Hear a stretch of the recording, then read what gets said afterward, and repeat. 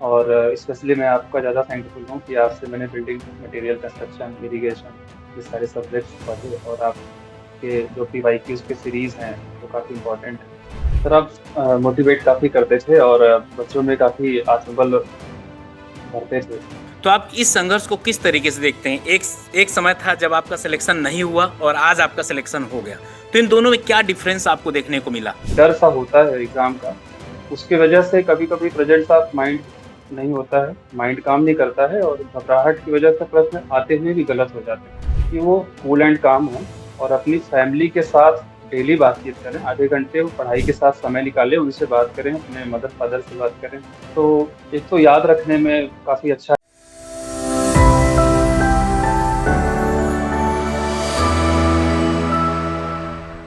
Hello दोस्तों, नमस्कार। स्वागत है आप सभी लोगों का। आज ये पॉडकास्ट आप सभी बच्चों के लिए बहुत खास, बहुत इंपॉर्टेंट होने वाला है, क्योंकि आज हमारे साथ हैं कृष्णकांत द्विवेदी।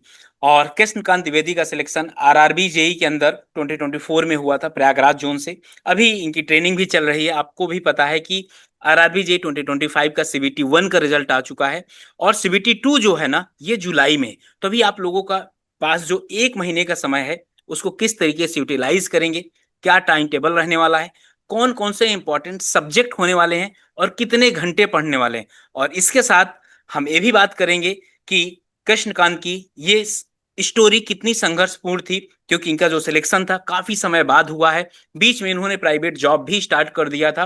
तो एक एक पॉइंट पर बात करते हैं। फर्स्ट ऑफ ऑल, स्वागत है Krishnakant. Thank you so much sir. कैसा फील कर रहे हो भाई? अच्छा फ़ील कर रहे हैं सर। काफ़ी टाइम बाद इस संघर्ष के बाद सफलता मिलती है तो अपनी जो एक नथिंग वाली फीलिंग होती है समथिंग में बदलती है तो अच्छा हम्म। लगता है। तभी आपकी ज्वाइनिंग कहाँ पर है और कहाँ पर आपकी ट्रेनिंग हो रही है? पर मेरी joining north central railway Prayagraj zone में प्रयागराज डिवीजन के अंतर्गत है और हम्म। अभी मेरी training civil engineering training academy Kanpur में हो रही है। आपको कौन सा उस पे मिला हुआ है रेलवे के अंदर? कौन तो सा मुझे जोन? और वर्क्स डिपार्टमेंट मिला हुआ है। ओके, काम क्या रहता है वहां पर? सर वर्क्स डिपार्टमेंट में काम बेसिकली जो बिल्डिंग है और जो इंफ्रास्ट्रक्चर है रेलवे का, एक्सक्लूडिंग परमानेंट वे, जो पटरी होती है सर रेलवे की, उसके अलावा बाकी जितना इंफ्रा होता है सिविल से रिलेटेड, ओके। उसका मेंटेनेंस या रिन्यूअल का जो भी वर्क होता है वो जेई वर्क्स के अंतर्गत आता है। ओके, तो आप इस संघर्ष को किस तरीके से देखते हैं? एक एक समय था जब आपका सिलेक्शन नहीं हुआ और आज आपका सिलेक्शन हो गया। तो इन दोनों में क्या डिफरेंस आपको देखने को मिला? सर मेरा ऐसा व्यक्तिगत अनुभव रहा है कि जब एक व्यक्ति बेरोजगार होता है तो उसके अंतर्गत मतलब उसके मन में ऐसी भावनाएं आती हैं कि वो अपने जीवन को बहुत छोटा समझता है, यानी कि वो अपनी वैल्यू बिल्कुल ही जीरो समझता है और उसी फील्ड में आजकल काफी लोग सुसाइड भी कर रहे हैं। उनको लगता है कि उनकी लाइफ अब कुछ नहीं रही, खत्म हो जाती है। तो ऐसा मुझे तो कम फील हुआ बट काफी लोगों को ज्यादा लगता है। तो कभी कभी जब ये फीलिंग ज़्यादा हो तो मेरा व्यक्तिगत मानना है कि हम लोगों को उन लोगों के साथ रहना चाहिए जो हमारे एकदम खास हैं, जिनके संबंध पर आप क्या है इस बात से फर्क नहीं पड़ता है। केवल आप हैं, आपके वजूद को वो महत्व देते हैं और आपसे प्रेम करते हैं। ओके, तो यहाँ पर अगर बात किया जाए, जैसे आपने काफी समय पहले तैयारी की, अब बीच में सिलेक्शन नहीं हुआ, तो क्या डिमोटिवेशन भी आपको आता था और आपने प्राइवेट जॉब भी स्टार्ट कर दिया था? तो क्या था वो पूरे सीन, एक बार बच्चों को बताएंगे आप? सर मैं प्राइवेट जॉब नहीं कर रहा था, मैं अपना पर्सनल फ्रीलांसिंग बिजनेस करता था। ओके। जैसे जो क्लाइंट्स जिनको अपने घर का नक्शा वगैरह बनवाना होता था तो वो मुझसे कांटेक्ट करते थे, मैं उनकी बिल्डिंग्स की ड्राइंग बना करके उनको देता था और टाइम टू टाइम जब उनको नीड होती थी तो उसके लिए मैं साइट विजिट करके इंस्पेक्शन करता था और जो लेबर्स होते थे उनको गाइड करता था, प्लस उनके कामों को चेक करता था। ओके, तो इस दौरान मतलब काम और से कितना समय आपको पढ़ने के लिए मिलता था? और दूसरी बात ये कि आप अपने आप को कैसे मोटिवेट रखते थे कि यार अभी जॉब, मतलब अपना ही जॉब है तो, लेकिन काम करना, इसके बाद अपनी पढ़ाई करना, किस तरीके से मोटिवेट रखते थे? सर जैसे कुछ टाइम के लिए साइट विजिट के लिए निकलते थे तो उस दिन तो बिल्कुल भी समय नहीं मिल पाता था।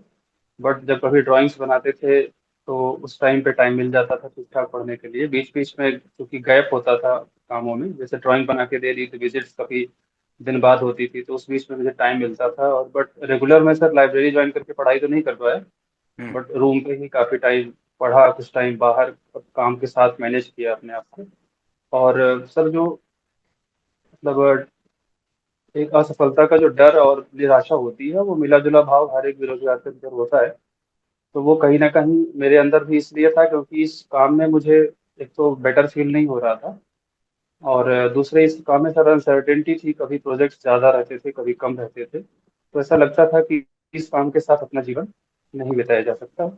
और चूँकि मेरे पास आर्किटेक्चर की डिग्री नहीं थी, जब आप बीआर किए होते हैं तो लीगल वे में ज़्यादा प्रोसीड कर सकते हैं, आगे बड़े कामों में लगा सकते हैं अपना काम। और इस वजह से मुझे ये बिज़नेस बंद ही करना था। तो इसलिए मैं अभी पिछला पैशन जो था मेरा गवर्नमेंट जॉब गेन करने का, उस पे मैं कंसिस्टेंटली जब भी मुझे टाइम मिलता था तो मैं उस पे अपना समय देता था और पढ़ता था। आपकी वीडियोस भी काफ़ी हेल्पफुल रही। आपकी जो पूरी टीम है वो यूट्यूब पे बच्चों को फ्री ऑफ कॉस्ट एजुकेशन देती है, काफ़ी कंटेंट प्रोवाइड कराती है, टाइम टू टाइम गाइडेंस देती है। कभी-कभी बच्चों को वैकेंसी से जुड़ी अदर इन्फॉर्मेशन भी टाइम टू टाइम देती है, जो बिल्कुल। कभी-कभी हमारी तरह जो जॉब या किसी अन्य काम में लगे हुए हैं, वो चीज़ों को उतने जल्दी कनेक्ट नहीं रह पाते, तो उनके पास इन्फॉर्मेशन नहीं जाती। आप लोगों की रेगुलर जो वीडियोज़ आती हैं, उससे हम लोगों को बहुत मदद मिलती है ओके। और अवेयर रहने में हेल्प मिलती है। तो यहाँ पर के एक चीज ये बताइए, जैसे अभी काफी ऐसे बच्चे हैं ना, CBT 1 उनका क्वालिफाई हुआ है, CBT 2 उनका 2 जुलाई को है। अगर मान के जी। चला जाए 1 महीने है, तो आपकी तरफ से क्या गाइडेंस रहने वाली है? आपने किस तरीके से प्रिपेयर किया था? या दूसरी बात बोलूं, बच्चे कहाँ पर गलती कर सकते हैं? पर मेरा ऐसा मानना है कि जानकारी तो बिल्कुल नो डाउट काफ़ी इम्पोर्टेंट है, बट कॉम्पिटिटिव एग्ज़ाम्स में कई बार ऐसा होता है कि आप पूरा जानते थे प्रश्न को, काफ़ी हद तक वो सिंपल थे आने में, मतलब आप जाते अच्छे से, अगर वो अलग अलग टाइम पे मिलता तो आप आसानी से कर सकते थे। बट इतनी फ्रस्ट्रेशन और इतना डर सा होता है एग्ज़ाम का, उसकी वजह से कभी-कभी प्रेज़ेंट सा माइंड नहीं होता है, माइंड काम नहीं करता है और घबराहट की वजह से प्रश्न आते हुए भी गलत हो जाते हैं। तो मैं अभी तो आरआरबी जेईई 2025 के सभी एस्पिरेंट्स को ये सलाह देना चाहूँगा कि वो कूल एंड काम हों और अपनी फैमिली के साथ डेली बातचीत करें। आधे घंटे वो पढ़ाई के साथ समय निकालें, उनसे बात करें, अपने मदर फादर से बात करें। और इसके साथ साथ पढ़ाई के लिए मैं उनसे कहूँगा कि वो बहुत बड़े न्यूमेरिकल्स और बहुत टिपिकल जो उनको टफ लगता हो, उस पर बिल्कुल भी टाइम ना वेस्ट करें। जो चीज़ें उन्हें आती हैं, आसानी से वो कर सकते हैं, उस पे अपना पूरा रिवीजन का टाइम दें। पीवाईक्यूज अपनी टेबल पर हमेशा रखें, उसको हमेशा रिवाइज करते रहें। आप लोगों की भी पीवाईक्यू सीरीज चलती है, उस पर भी नज़र रखें और पीवाईक्यू बेस्ड तैयारी करें, और खास करके बिल्डिंग मटेरियल और कंक्रीट टेक्नोलॉजी, पीएचई और सोम और आरसीसी के बहुत बड़े न्यूमेरिकल्स नहीं, बहुत सिली छोटे हम्म। छोटे जो पॉइंट्स हैं, कॉन्सेप्ट्स हैं, उन पर पूरा फोकस बनाएं। और इन्वायरमेंट के लिए सर मैंने आपकी सीरीज भी देखी थी चैनल की, और साथ में इन्वायरमेंटल के लिए मैंने सर दृष्टि आईएएस की एक मैगजीन आती है पीवाईक्यू की, जिसमें वो सिविल इंजीनियरिंग के प्री एग्जामिनेशन के लिए तैयारी करवाते हैं। तो हम्म। उसमें काफ़ी छोटे मतलब काफ़ी कम पेजेस में इन्वायरमेंट का बहुत अच्छा नॉलेज दिया होगा। ओके। तो अगर वो आप लोग में से कोई चाहते हैं तो वो पढ़ सकते हैं, उससे काफ़ी हेल्प मिलती है। और साइंस के लिए सर आपके चैनल से भी काफ़ी हेल्पफुल वीडियोस अवेलेबल होते हैं। बिल्कुल फिर भी बिल्कुल। मैं और भी अदर जो चाहते हैं पढ़ना, उनके लिए मैं ये कहूँगा एनसीईआरटी बेस्ड कंटेंट पर ज़्यादा फोकस करें। साइंस में मैंने ऐसा महसूस किया है कि जो मेंस में या प्री में भी इवन आरआरबी जेई में, आरआरबी के कोई भी एग्जाम एनसीईआरटी बेस्ड बहुत सारे कंटेंट डायरेक्ट एजुकेटिव क्वेश्चन लेता है एनसीईआरटी की बुक से। और इसके अलावा सर बाकी आप लोगों के चैनल के लिए गाइडेंस पर्याप्त, आप लोग खुद ही इतने ओके। तत्पर थैंक यू। रहते हैं। तो यहाँ पर के अगर एक चीज मैं पूछूं कि जैसे 100 नंबर का टेक्निकल आ रहा, 50 नंबर का नॉन टेक्निकल, किस तरीके जी से मैनेज किया जाए, किसको ज्यादा प्रायोरिटी दिया जाए? आपके हिसाब से बच्चों को क्या गाइडेंस रहेगी? सर, अब ये तो मैं मतलब अपने पर्पज से तो अपना बता सकता हूँ, बट ये चीज़ पर्सन टू पर्सन वेरी करती है। कुछ बिल्कुल। लोगों को टेक्निकल में बहुत कंफर्टेबल होते हैं, वो छोटी छोटी चीज़ों को कॉन्सेप्ट्स में काफ़ी स्ट्रांग होते हैं, तो उनको ऑब्वियसली टेक्निकल पे ज़्यादा फोकस करना चाहिए। बट सर इस बार 2025 में वैकेंसीज काफ़ी कम है, और इसलिए दोनों पर ही स्ट्रांग फोकस बना के रखना पड़ेगा, तभी मेंस क्लियर होगा। तो प्री में ही काफ़ी लोग जो क्वालिफाई करके आए हैं, अच्छी कट ऑफ गई है, तो मेरा ऐसा समझ है कि उनका नॉन टेक तो ऑलरेडी काफ़ी स्ट्रांग होगा ही। कुछ चीज़ों में सर जैसे इन्वायरमेंट वगैरह है, उस पे नया सब्जेक्ट ऐड हो रहा है, तो इन्वायरमेंट पे फोकस बनाएं। और मैथमेटिक्स साइंस तो ऑलरेडी उन्होंने पढ़ाई होगा ठीक ठाक। टेक्निकल भी वो काफ़ी टाइम से पढ़ रहे हैं, बट जो जैसे बड़े न्यूमेरिकल्स हैं उन पे बिल्कुल भी फोकस अभी थोड़ा कम कर दें। जो छोटे छोटे कॉन्सेप्ट्स हैं और डाटा ज़्यादा पूछता नहीं है वैसे, बट फिर भी जो डाटा छोटा है उसको याद रखें।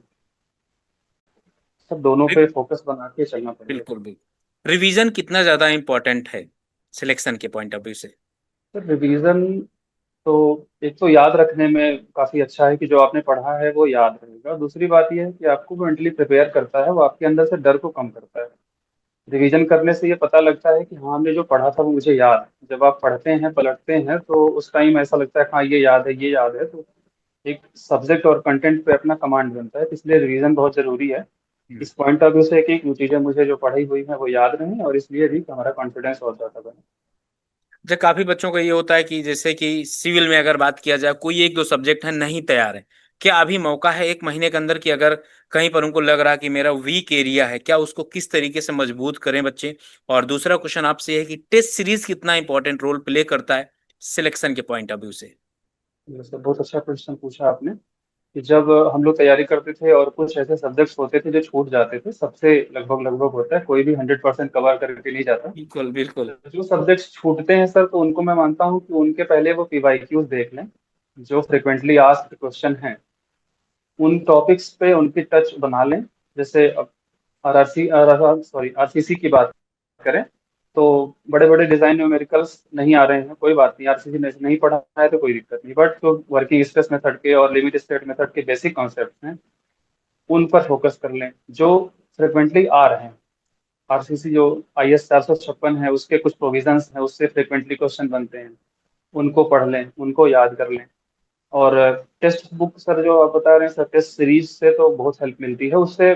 कभी कभी हम लोग पीवाईक्यू पढ़ते टाइम पे अपना उतना फोकस नहीं कर पाते हैं, तो जब टेस्ट सीरीज चलती हैं उसको लोग सॉल्व करते हैं तो उन जगहों पे या उन पॉइंट्स पर भी नजर जाती है जहाँ पर हमने फोकस जितना होना चाहिए था उतना नहीं किया। तो ये बहुत अनिवार्य है कि हम जो तैयारी करने जा रहे हैं उससे रिलेटेड अगर टेस्ट दे रहे हैं तो अपना इवेल्युएशन भी होता है, और साथ में वो जो पॉइंट्स हम छोड़ रहे थे उन पर हमारी नजर नहीं जाती। तो आपने एक पॉइंट बता दिया, लेकिन अगर दूसरा पॉइंट यहाँ पर मैं आपसे दोबारा पूछूं, काफी ऐसे बच्चे हैं आपके अनुसार टेस्ट तो दे रहे हैं लेकिन उनके टेस्ट में नंबर कम आ रहे हैं, तो वो क्या हो जा रहे हैं, डिमोटिवेट हो जा रहे हैं कि अब सिलेक्शन होगा कि नहीं होगा। तो आपकी तरफ से क्या उनके लिए पॉइंट होगा कि नहीं, टेस्ट बस एक ऑब्जर्वेशन के लिए है और बाकी उसको इम्प्रूवमेंट करिए? क्या क्या गाइडेंस है आपकी तरफ से? बिल्कुल सर, जब टेस्ट देते हैं तो कभी कभी नंबर कम आते हैं, कभी ज़्यादा आते हैं। उसके दो कारण होते हैं, एक तो ये कि हम उन चीज़ों पे फोकस जितना होना चाहिए था उतना नहीं किया है। दूसरी चीज़ ये होती है कि जब हम टेस्ट सीरीज सॉल्व करते हैं तो कभी कभी हमारी सीरियसनेस उतनी होती नहीं जितनी एग्जाम में होती है। तो नॉन सीरियसनेस या कम सीरियसनेस होने की वजह से हम कभी कभी अपनी टेस्ट सीरीज खराब करते हैं, तो उससे तो बिल्कुल डरना नहीं है। और अगर हमने कम पढ़ा है, जो चीजें ऐसी कुछ आई हैं जो हमने पढ़ाई नहीं है वो आ गई हैं, तो उन पर हमें माइंड कंसंट्रेट करना चाहिए कि हाँ, हमने हमसे ये छूटा हुआ है कंटेंट, तो हमें उस पर पढ़ना चाहिए, ना कि डिमोटिवेट होना चाहिए। क्योंकि वो दो ही वजह से, मेरी ऐसी मान्यता है कि दो ही वजह से ही ऐसी गलतियां होती हैं जो टेस्ट में नंबर कम आते हैं। तो यहाँ पर बहुत ध्यान से बच्चों आप लोग ये जरूर ध्यान दीजिएगा। हो आपने टेस्ट दे रहे हैं, बहुत अच्छी बात है, लेकिन टेस्ट के दो पहलू हैं। आप टेस्ट दे रहे हैं, टेस्ट में नंबर कम आ रहे हैं, डिमोटिवेशन होने की जरूरत है ही नहीं। आप ये पॉजिटिव थिंग लाइए कि मैं इससे नया चीज सीख रहा हूं। अगर मैं बात करूं बिल्कुल आरआरबी की 150 क्वेश्चन में से आपने 80 सही किया है, तो अगर 60 गलत किए हैं, तो आप ये चीजें सीखिए ना कि 60 क्वेश्चन आपने नया सीखा है उससे। और उसका बाद में टेस्ट देने के बाद एनालिसिस उसका करिए, बहुत डेप्थ में एनालिसिस करिए, और उससे आपके बहुत अच्छे आउटपुट्स निकल कर आएंगे। अच्छा, यहाँ पर के और भी बच्चों का एक डाउट ये होता है, जैसे फॉर्मूला वगैरह ये सब कुछ भूल जाता है, किस तरीके से आप उसको याद रखते थे? क्या कोई ऐसी दवा वगैरह है आपके पास जिससे आपके सारे फॉर्मूले हो गए या वन लाइनर कॉन्सेप्ट हो गए वो याद रहे? आप किस सर, तरीके से? दवाएं तो सर इंजीनियर नहीं बेचता है लेकिन बिल्कुल से कुछ ट्रिक्स हैं। जैसे फॉर्मूले हैं तो उनको अगर ऐसे ही रटते हैं तो वो याद नहीं रहते हैं। हम्म। उसको कॉन्सेप्ट किस बेस पे आए हुए हैं, कुछ फॉर्मूले कॉन्सेप्ट बेस्ड होते हैं तो कॉन्सेप्ट से उनको याद रखा जा सकता है। और कुछ ऐसे हैं जिनको याद रखना ही एकमात्र तरीका है, तो उनको रिवीजन टाइम टू टाइम करते रहना है। और एक शॉर्ट नोट बना लीजिए जो जो फॉर्मूले इंपॉर्टेंट है उनका, और जो फ्रिक्वेंटली आते हैं उनका नोट्स बना करके टाइम टू टाइम रिवाइज करते रहिए। ओके। तो यहाँ पर बच्चों का एक क्वेश्चन और आता है कि सर कितने घंटे पढ़ने चाहिए सिलेक्शन के लिए, और आप कितने घंटे पढ़ते थे? एक ये भी बहुत फ्रिक्वेंटली क्वेश्चन पूछा जाता है बच्चों का। बिल्कुल सर। हम्म। सर ये सारी चीजें, ये सब जो भी घंटे का एनालिसिस है, ये माइंड टू माइंड वेरी करता है। अब जैसे मैं तो बिल्कुल भी कभी कभी भी एक एक हफ्ते एक एक महीने बीत जाते थे, मैं कभी कॉपी किताब देख ही नहीं पाता था। बट मेरा चूंकि टाइम था, मैंने काफी संघर्ष किया है, समय दिया है, तो कभी कभी 8-8 घंटे भी, 7-7 घंटे भी, कभी 5-5 घंटे भी पढ़ा है। तो ये सब कुछ है सर, आप अपने ऊपर डिपेंड करता है कि कितने कंटेंट अभी हमसे छूटे हुए हैं, और क्या हमें पढ़ना चाहिए एग्जाम के पीवाईक्यूज को देखते हुए, कहाँ हमारे हमसे गलतियां हो रही हैं उसको रिवाइज करना चाहिए, और कहाँ के कंटेंट हमने एकदम से छोड़ रखे हैं, उसकी कॉन्सेप्ट्स वीक हैं कि हमारे न्यूमेरिकल पोर्शन पे छोटी मोटी पकड़ नहीं है। तो जैसी जिसकी स्थिति है उसके हिसाब से उसको समय देना चाहिए। और अभी तो सर खैर एक ही महीने बचा हुआ है, हम्म। तो मैं तो कहूँगा कि अभी सारे काम अवॉइड करें जो अननेसेसरी हो।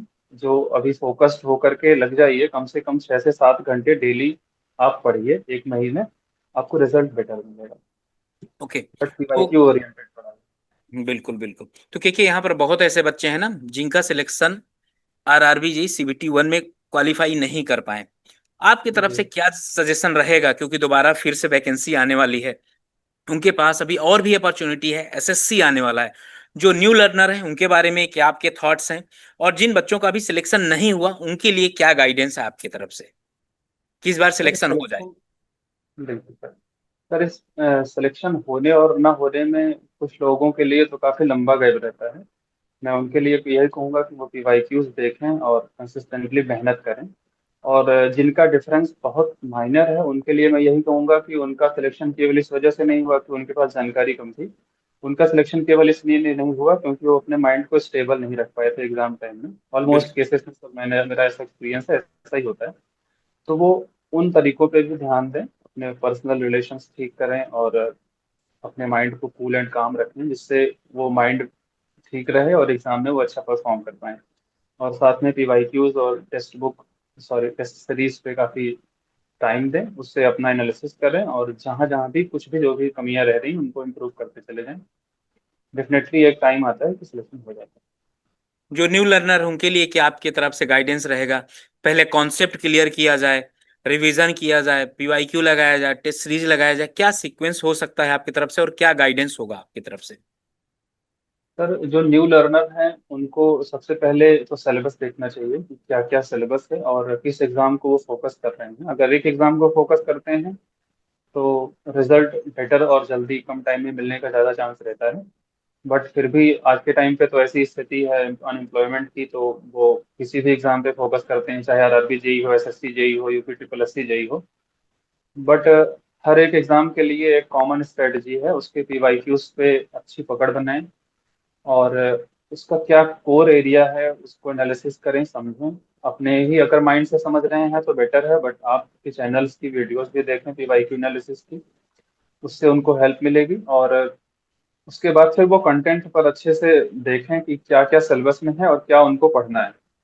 सर एक चीज मैंने फील किया है कि आपको अगर एक किताब खत्म करने में 10 घंटे लगते हैं, तो आप वो आधे आधे घंटे करके 20 दिन भी पढ़ सकते हैं, एक एक घंटे करके 10 दिन में, 2-2 घंटे करके 5 दिन। बिल्कुल। तो अगर आप कैपेबल हैं और जल्दी ज्यादा पढ़ करके अपना दिमाग ठीक करके आप मतलब याद रख पाते हैं, तो आप ज्यादा पढ़िए और कम समय में उसको तैयार कर लीजिए। फिर पीवाईक्यूज पे प्रैक्टिस करते रहिए, और ऐसे में फिर सिलेक्शन जल्दी हो जाता है। ओके। तो इसलिए पढ़ाई का टाइम ठीक ठाक रखें और जितने से कंटेंट कवर हो जाए। और वो सर सबकी पर्सनल कैपेसिटी होती है, कोई ज्यादा पढ़ के भी याद रख पाता है, कोई कम पढ़ के रखने याद रख पाता है। बट जितना है उतना ही पढ़ें जितना आपको समझ में आ रहा हो और याद हो रहा हो। तो नहीं, बहुत बच्चे ऐसे भी होते हैं ना जिनको कॉन्सेप्ट का नॉलेज बहुत कम होता है, लेकिन वो करते क्या है, पीवाईक्यू किए और दो चार टेस्ट लगा लिए, या बहुत ऐसी बुक हैं जहां से 2000 क्वेश्चन कर लिए, उनको लगता है कि अब सिलेक्शन हो जाएगा। क्या आज के दौर पे पॉसिबल है ये 2000 क्वेश्चन नहीं सर, ऐसा करके सिलेक्शन ऐसा तो पॉसिबल है? ऐसा ऐसा तो सर मेरी जानकारी में संभव नहीं है, क्योंकि अब हर एक एग्जाम में नए नए क्वेश्चंस फ्रेम हो रहे हैं। बिल्कुल। ज्यादा से ज्यादा सर एक रफ आइडिया लिया जा सकता है क्वेश्चन की प्रैक्टिस से कि हमने जो पढ़ा है वो हम अच्छा उस टॉपिक पे परफॉर्म कर पा रहे हैं कि नहीं कर पा रहे हैं। बिल्कुल। दूसरी चीजें ये हैं कि एग्जाम में क्या क्या चीजें पूछी जा रही हैं और हमने उन पर अभी नजर डाली है कि नहीं डाली। आपको रूल्स पता पीवाईक्यू चल हो जाते या हैं कि फिर एग्जाम में क्या क्या आना है, ट्रैक पता चल जाता है कि किस लेवल तक एग्जाम आपसे पूछ रहा है, आप जो लेवल तक कॉन्सेप्ट पढ़ना पढ़ रहे थे वही लेवल है कि नहीं है। है जी। और क्या पढ़ना है क्या नहीं पढ़ना है ये भी चीजें हैं सर। कभी कभी कुछ चीजें होती हैं जहाँ से प्रश्न नहीं पूछे जाते हैं और हम्म। हम अनायासे उस पर समय दे रहे होते हैं, तो उन चीजों से आपका ध्यान हटेगा, आपको लगेगा देखते ही कि हाँ ये चीजें इंपॉर्टेंट है और ये चीजें बिल्कुल नहीं पूछी जाएंगी, तो इसको हम स्किप करते हैं। तो ऐसे में स्मार्ट प्रिपरेशन की तरफ हम बढ़ते हैं।